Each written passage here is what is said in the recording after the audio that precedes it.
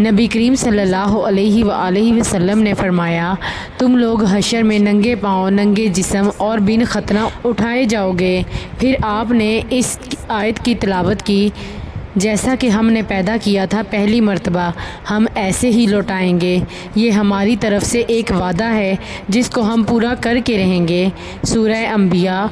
और अंबिया में सबसे पहले हज़रत इब्राहीम अलैहिस्सलाम को कपड़ा पहनाया जाएगा और मेरे असहाब में से बाज़ को जहन्नुम की तरफ ले जाया जाएगा। तो मैं पुकार उठूँगा कि ये तो मेरे असहाब हैं, मेरे असहाब। लेकिन मुझे बताया जाएगा कि आपकी वफ़ात के बाद इन लोगों ने फिर कुफ्र इख्तियार कर लिया था।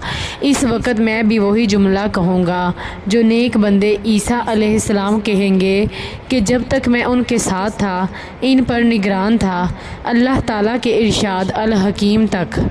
सही बुखारी हदीस नंबर 3349। नबी करीम सल्लल्लाहु अलैहि वसल्लम ने फरमाया कि हज़रत इब्राहीम अलैहिस्सलाम अपने वालिद आज़र से क़यामत के दिन जब मिलेंगे तो उनके वालिद के चेहरे पर स्याही और गुबार होगा।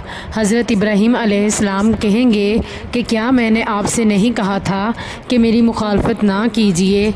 वो कहेंगे कि आज मैं आपकी मुखालफत नहीं करता। हज़रत इब्राहीम अलैहिस्सलाम अर्ज़ करेंगे कि ए रब, तूने वादा फरमाया था कि मुझे क़यामत के दिन रुसवा नहीं करेगा। आज इस रुसवाई से बढ़कर और कौन सी रुसवाई होगी कि मेरे वालिद तेरी रहमत से सबसे ज़्यादा दूर हैं। अल्लाह ताला फरमाएगा कि मैंने जन्नत काफरों पर हराम करार दी है। फिर कहा जाएगा कि ए इब्राहीम, तुम्हारे कदमों के नीचे क्या चीज़ है। वो देखेंगे तो एक ज़िबा किया हुआ जानवर खून में लुथड़ा हुआ वहाँ पड़ा होगा और फिर उसके पाँव पकड़कर उसे जहन्नुम में डाल दिया जाएगा।